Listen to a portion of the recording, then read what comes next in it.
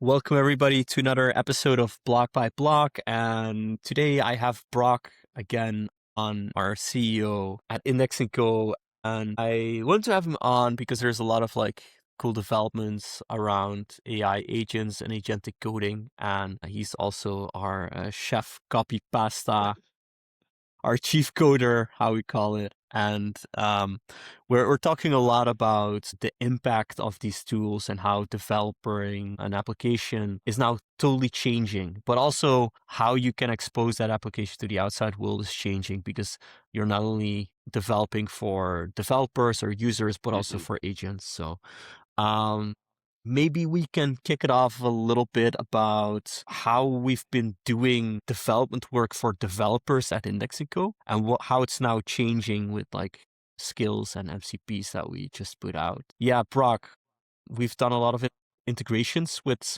developers at various companies. How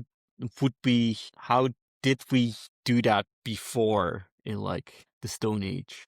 Our salesy term was white glove onboarding. So we would handhold the humans, talk through their use case, try to get them to define what they actually need. That's frankly the hardest part. And then from there, we can map it to, all right, this is how our system works. Here's how we take those requirements, turn it into pipelines, and then deploy the whole thing. And then you do that in micro ways over the next couple months to tweak anything that may not be working as expected, or fixes whatever it might be.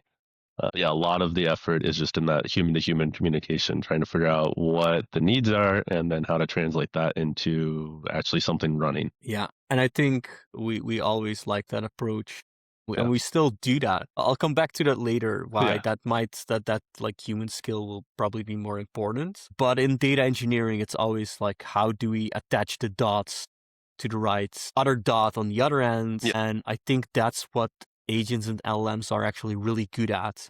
They can see a complex API structure or database schemas really well, and then just map the dots and give you back hey, this is the mapping. And then you can still make good quality high level decisions, and you should as a data engineer because that's where your expertise is. But now that part is changing. And then I think we also exposed a lot of tooling in the past and documentation, which was always tedious for developers to go through because now you have to read that. So maybe about how does that look like now? If a developer comes in and they have Claude Code or Codex running, how can they now integrate Index & Co. and get blockchain data flowing as fast as possible? Yeah.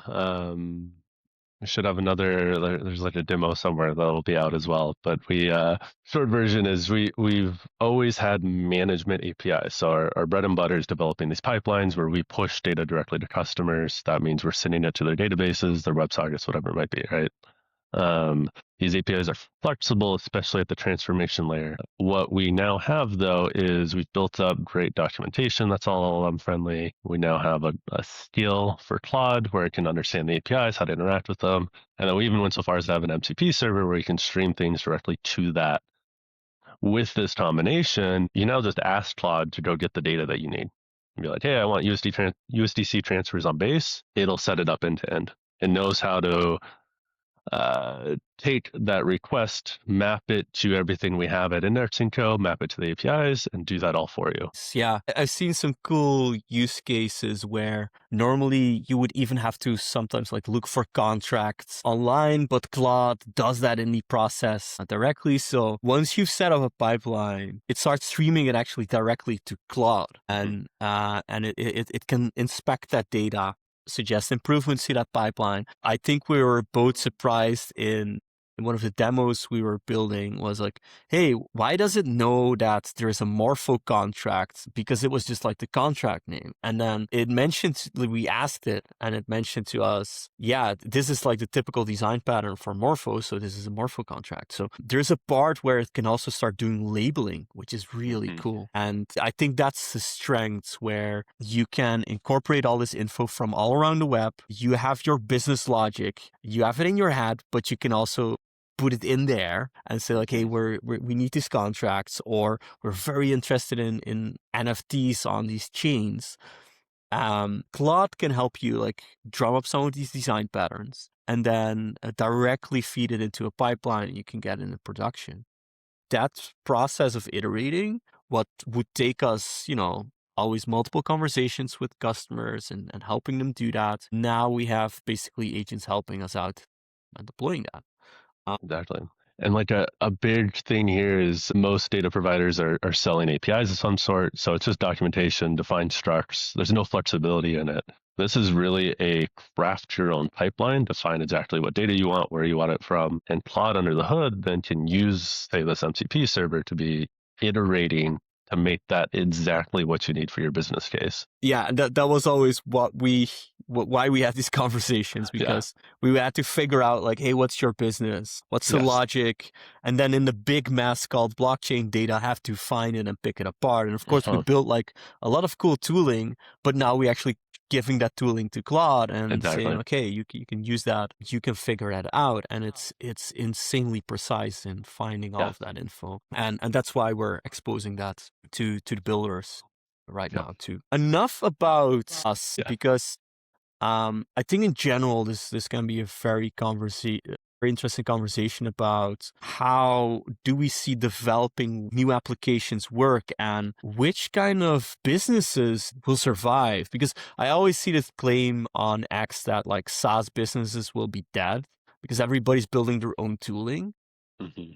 I see too many extremes and too many extreme statements, which sadly lose out on very interesting information. Because, for example, I think if some SaaS businesses have like very good business logic or amazing templates they spend on, and then can expose that through like their interfaces to users, but also through an MCP, why build it yourself? Just expose your agent and now you have an interaction. So maybe, Brock, maybe if you've seen some of these statements that impacts on how like tech companies will work, which one would you want to like falsify basically?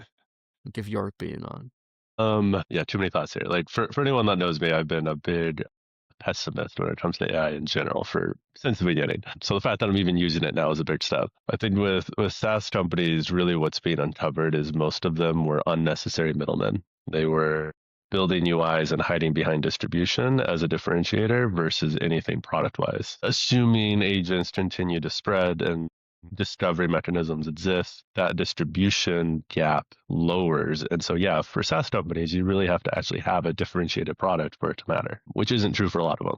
I think that's sort of the reality that's not being talked about there. Yeah, and I think that's true. Like people who then possess unique edge in certain markets or unique sector info, sector templates, I think those will survive because there's like a lot of value in that skill. And I think especially smaller startups can like pivot really well into those portions of the market. And I think that might be an edge. I've heard of cases where there's like a middle-sized business. They're too big to directly integrate this, and they might just invest in like a side startup. They spin out of the company themselves and just rebuild the whole business, but then AI first, and then try to pivot everything over. Interesting. And I think that might be a way to go for some of these companies, because otherwise you'll just like working too much with not even legacy code, but also legacy workflows. But I think it might be an edge in just being very small, a small company, and being agile. Well, and it's also like, I see a lot of people making the mistake, like having AI is an interface, not a product. Yeah. I feel like a lot of people are not drawing that line either. It's really what's behind the AI that's going to matter. Yeah. I think the AI is just I think that's a good way to see it, because then it comes down to the question like, what's the product behind it and how much value is it generating? I'm just interacting with it in a different way. Like one of the critiques that's actually right about AI is, yes, now you're building all this stuff yourself, but did it save you time? Or like, did it change something? You just changed the interface. And I think where it can be valuable is like, yes, it saves me time. Or the other one, and that's one I personally like, is now I have my own version that's customized. And then the second one is now it's integratable. So that's why like Yeah. a big fan of all these like skills and MCPs that companies are putting out, because that means they already had good APIs in place. They're now making it even easier to use. And I think there will be a massive like change in some of these platforms that try to hoard data. Like, Hmm. I think one of our core values at Indexico is like, there's too many data silos. You're not owning your own data as a company. You're just renting it from somewhere else. Yep. I think those silos will be broken up, and it's mostly because of the market demand. Like, if an agent can't fetch that data because you want that. So let's say, let's talk about LinkedIn. If they spot any automation, they'll mark you. But your agent still might want to do stuff for you on LinkedIn because that's useful, because that's you trying to do actions on the internet, but through a different interface. But LinkedIn doesn't allow that. And I think if they don't add like a good API layer to interact with this, somebody is going to like build a new LinkedIn that has like good discovery for agents and good tooling for that. And those will be the Hmm. new tech giants. So, but yeah, this is also something that I think many of these new tech companies will do, like provide good ways that your agents will interact as a. So that like, is there some kind of new tech startup that you see happen? Because I think the other one is maybe the front end part, where like there's a lot of users who don't use AI or agents. Yeah. So Or don't know how to, which is yes, also an interesting group. Yeah. yeah. How do you think they will interact with AI? Is it text or still like a website or an app? I think there will always be value in multiple ways of accessing a product. So you like pre-AI, you had APIs and you had the UI, right? It's like classic different ways to interact with something. Yeah, you could imagine now we have a third where it's your skills or your MCP. It's just layering on the different ways you can interact with the system. And depending on the product, yeah, some might be more important than others, but I don't think any of them are fully going away. No, no. I think that's an important point where there if I'm vibe coding an app or an application, I'm there's always some front end that gives me insight into the data or the processes, Yep. because that's how I also communicate. I can do that through text and ask that, but sometimes a chart or being able to type stuff into a process that's vibe coded, like that's the Yep. value. And I think I've put out an article about this process, about where companies are going to have like main processes and business logic in one place, and Mhm. then their employees can interact with that system, but at least you have these company rules coded into that system, and then your programming team or your agentic coding team is interacting and building on an application, adding that business logic. Yep. But there's probably employees that might use an agent to interact with that. Awesome if they want that. But there's other Yep. employees that just use the form or just Exactly. get the data out. And it's just different views into that application for different user groups. So I feel like, even though, for example, there's design skills for Claude and people are generating all these cool front ends, like design and thinking about your end user will be super important. And yeah, this is where we come back to that point where interfacing from human to human in that Yep. tech part will actually be super important. And that's also why I believe there's only more work for humans and it won't cost Yeah. jobs. It's Yes. just like the work is changing. Um, Notion's a good example product in this realm. Like you're objectively building documents that are meant to be read. Some people are going to read them, and others are going to ask an LLM to access it over an MCP to do some sort of action with it, right? yeah. Same content, same product, different interfaces. Yeah. Yeah. And it also presents you a good life cycle for a product, because I might just start out with typing some stuff and like, hey, how Hmm. does this workflow work? And then eventually I might build that out and, have an agent optimize that process for me or migrate it from there. But at least it has access to it. I have an interface to interact with myself. So I think that it's a good example of both front end and back end, like where data lives. Yeah, I think that's probably why you can vibe code your own Notion, but it's useless to do that. Just use Notion. Yeah. Yes. Well, and that's where like the differentiator for something like Notion is not in the ability to craft a document. Yes, we could all write a markdown file. It's in the sharing, the enterprise controls, the little building blocks, the ways you can like compose documents into each other. All of these other elements are what make the product valuable. Yeah, yeah. And even like you're talking about enterprise controls. And there is a big part where I see agents as just like rogue users. Like Yeah, they're good way your to put it. intern on Yes, like yes. whatever substance, and Assume but they'll there's do the worst. and Yeah, assume they do the worst. So you need to limit them in a way, and of course MCPs and APIs can help with that. But it feels like I used to work with all these like database engineers that were always like on top of which user had which rights.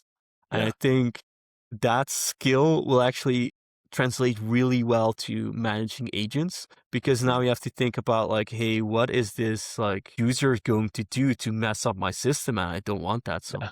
I'll Well, limit and that. those controls, it's also a speed thing. It's like those controls are no longer, okay, we're hiring this new person next month. Let's prepare. It's, oh, this agent came online right now. Like we need the tooling to be able to either mitigate that up front or handle it after the fact, whatever it might be. Yeah.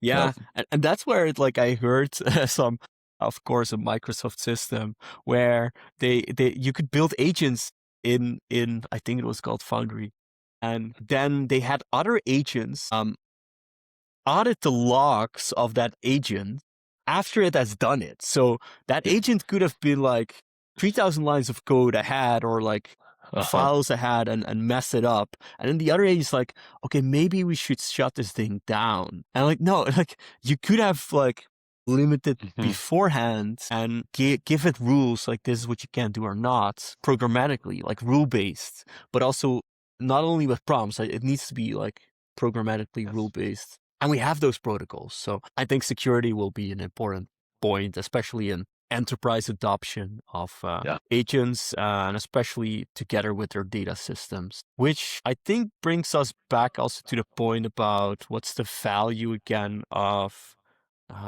like good developer relations, because I think what we're seeing is that we're changing as a company too. Like where we first saw adding like the service of talking to customers as a way to onboard them, now we have more time to actually bring more care and find a great solution for you, and help you with like stuff that's on top of this data infra.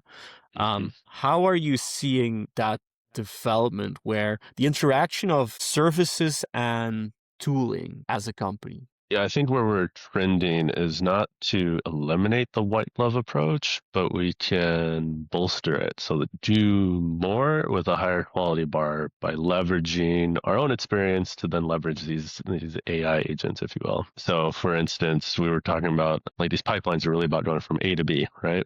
B isn't always defined on the customer side. Agents are really good at looking at something like a database schema and defining what B is and mapping that even back into the business context of these are probably requirements. Still going to require some human in the loop to validate that, make sure that's true. But you can get, say, 95% of the way there, at least for the busy work of constructing what that might be. And so, yeah, we're seeing the ability to do those onboardings that work with customers. It's getting faster, and I think the quality bar is raising a little bit. Yeah, yeah. And I think that's where you can pull in some of these suggestions, like, have you thought about this? Because Exactly. like about that, not only that next step in the roadmap, but also that Hmm. second and third, like, are we planning for longer term? Which is funny because you're speeding up that whole roadmap with this anyway, but it allows you to also plan ahead. So I think, yeah, Yeah, like in the best way, it compresses the discovery process. yes. Yeah. Yeah. And then of course that's not linear. Like that's what I No. know from like a data analysis cycle. You discover, you have insights, you do actions, and from those actions there's again data, and then Hmm. again insights, and then you go full circle. So you I think that loop just goes faster, but Yep. the cool thing is, like, if you already prepared for, hey, there's actions and there's results, you can already mention that to Yes. your agentic system, or like, hey, this might be happening.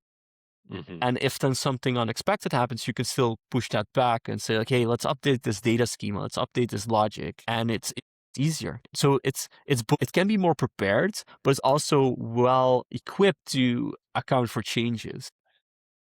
Especially if you're doing it from the start, because you can leave breadcrumbs both for yourself and the agent, so that when you're like, hey, we want to make this change, replay everything you've done with that change accounted for. Yeah, yeah. I funnily remember that I had to do some kind of database migration, Yeah. and you said to me, like, "Oh, I can help you with that. I'll set it Yeah. up." And then I responded with, like, "Yeah, but Claude already, like, Yeah. did the migration." And I'm like, fine. Yep.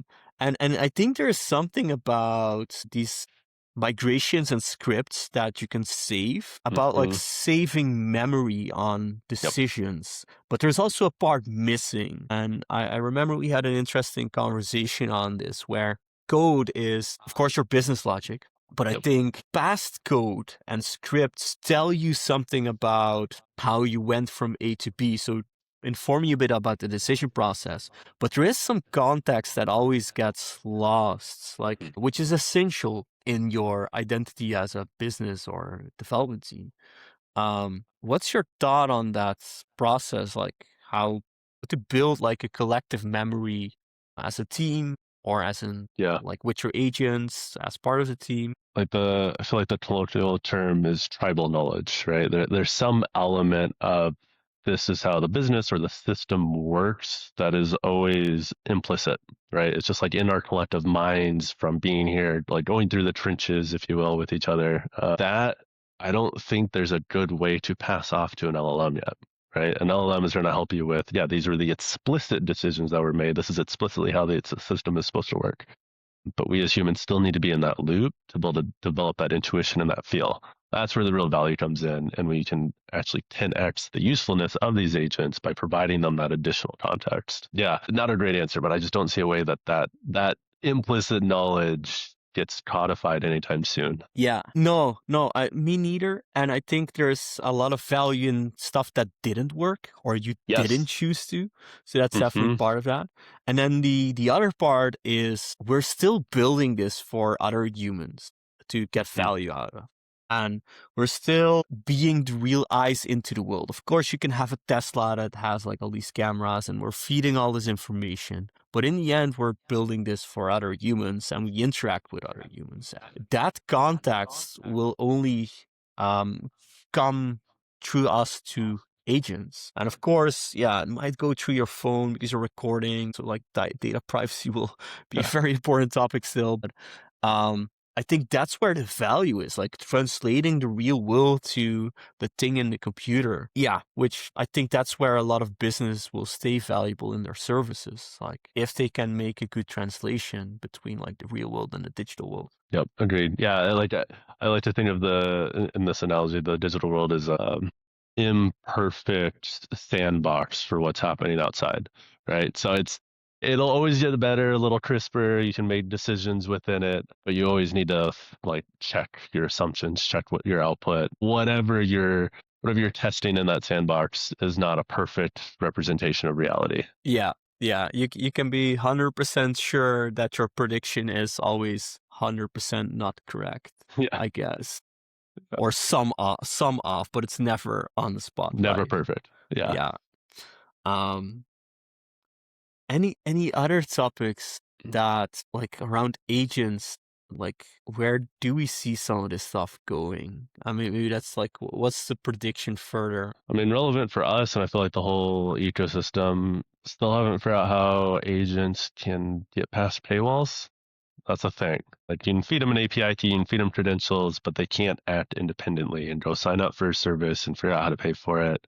That I think is still a giant missing piece. Yeah, I think it is. And of course, we saw some speculation around that with X402. Yeah, actually, this brings us to the question, like, where does just crypto play into this? And I think that's forgotten in like a lot of the AI agent space. And I think the crypto people are aware, but they don't really know where to speculate on. So it's Yeah. not really hyped. But we've always basically made the claim as crypto community that AI payments will happen on crypto rails. And I think that's mostly because it's programmable money, and AIs might have access to your bank account at some point, but most banks are super slow in implementing new tech because it's all legacy stuff. So I think there's like the faster movers will be that make the bank to crypto transfer possible, and then just let like blockchain do the automation. So I think that's a